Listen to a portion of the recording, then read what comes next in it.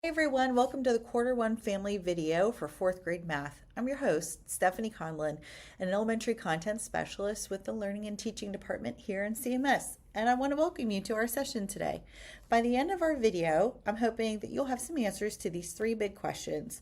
What is your child learning in quarter one? What does it look like? And what can you do at home to help? So I'm going to be going through three different units where we'll learn about each of these ideas. And we're going to start by looking at a broad overview of the first quarter. So in quarter one, we start with factors and multiples. A lot of language and vocabulary are introduced in this unit. And then we move into unit two with fraction equivalence and comparison. A lot of the work that fourth graders do build on the work they've done in third grade and build toward the work that they'll be doing in fifth grade.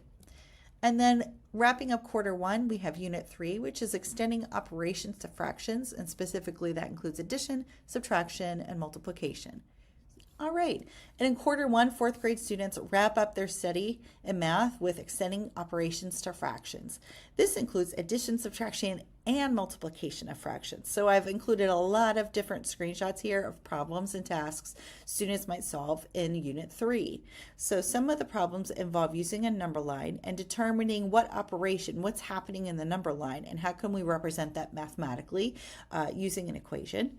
We might solve to find the sum of the shaded areas, like in this blue box you see here, and of course apply our understanding of these tasks to solve word problems like we see in white and we see in yellow. So what does extending operations to fractions look like for our fourth graders this year? Well, let's take a look. All right, so first up, we're going to talk about a situation that involves whole number and fraction multiplication, because this is a new concept for students in fourth grade. So one story or context we might use is something sort of familiar to students, food, and we want them to picture that they have 5 plates. So I would ask my students to draw 5 plates, 1, 2, 3, 4, 5. And I would ask them to somehow represent half an orange on each plate. So I might see some stuff like this, some little half circles. And then we would ask students, how much is there? How much orange is there? How many oranges do we have? And students might count 1, 2, 3, 4, 5 and say 5 pieces. And I'd say, well, how much is each of these pieces? And each of these are a half. So we're seeing a repeated addition idea here that they learned about in third grade with whole numbers, and we're applying it to fractions. How many groups of a half do I have? 5. So students learn I can also say this as 5 groups of 1/2. And then we figure out, well, how much is that? So if it's 5 groups of 1/2, we might count and say 1/2. 2 halves would be this one, and then this one, and this one will count as 3 halves, 4 halves, and this one makes 5 halves. So one solution would be that we have 5 halves of oranges here. And another way to name this would be 2 whole oranges and a half of an orange. Some students might see that I can put this orange half with this one and make a whole, and now that one's gone. I can put this half with this half and make another whole. So I have 1 whole orange, another whole orange, and a half an orange here. So different ways to identify the same amount. So I could say that this picture could be represented by 5 groups of 1/2. I could say it's also 5 halves, or I could say it's 2 1/2. This is thinking flexibly about a quantity. And we use pictures to help bring reasoning to that. All right, and I couldn't leave without discussing one more task with you. Toward the end of Unit 3, students combine tenths and hundredths, and they use these grids to do that. So I wanted to give you some labels. This is a 10 by 10 grid. It actually represents 1 whole, and so does this one. This entire grid is like 1 whole, and this is like 1 whole. Every one of these rows takes up 1/10 of the whole. So we can say that this shows 8/10. This grid over here has all these tiny little squares filled in. It takes 100 of those to make this whole grid. So one of these little tiny squares is called a 100th.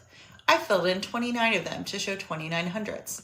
What we want students to understand is that when they're combining tenths and hundredths, they want to look for ways that some of these numbers can be rewritten so that we have the same denominator.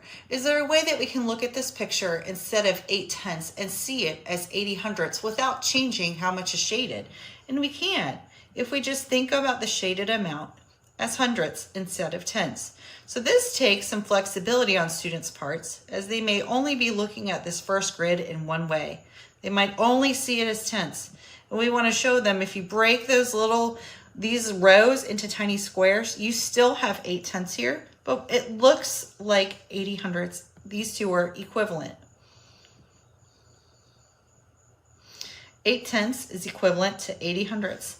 Now, I think I can combine these two amounts because they both have hundredths as the denominators. So if I count up how many squares I have, I can see that I've got 80 here and 29 hundredths here. So I want to think about it like 80 hundredths plus 29 hundredths.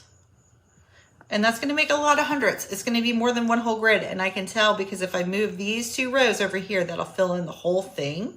So that'll be like one whole, and then I'll still have these 9 tenths left over. So that could be said as, or 9 hundredths, excuse me. 1 whole and 9 hundredths, or we could say it's 109 of those little tiny hundredth squares that are filled in. And since this is the suggested task after this part of the video, I just wanted to give you a taste of one way students might solve it. Toward the end of this unit, students explore tenths and hundredths and how to combine these amounts as fractions. So one thing you can do at home to help your child is to pose a task like the one you see here in yellow. Find the value of 8 tenths and 29 hundredths. So students might realize they need to turn 8 tenths into 80 hundredths, an equivalent fraction, and change the denominator so that they can combine these two amounts. So this solution is going to get us more than one whole, more than 100 hundredths. So there's two ways that students might report a solution to this. They might say 1 and 9 hundredths, or they might say 100 and 9 hundredths. And they will have experience during this unit and the next unit in both of these types of answers. So of course we have some questions here that are helpful for students to consider so that they are practicing communicating their strategies to you and also thinking out loud about how they're doing their work. I hope you found this exploration of Units 1, 2, and 3 for 4th grade helpful for Quarter 1 learning. Thank you, families, for joining us for our Mathematics Family video, and thanks for partnering with us at home. We're confident that with your encouragement and support, our young mathematicians will gain a wealth of knowledge and develop a strong foundation in math this year. And for more elementary math resources, you can visit the CMS website. Thanks and have a great year.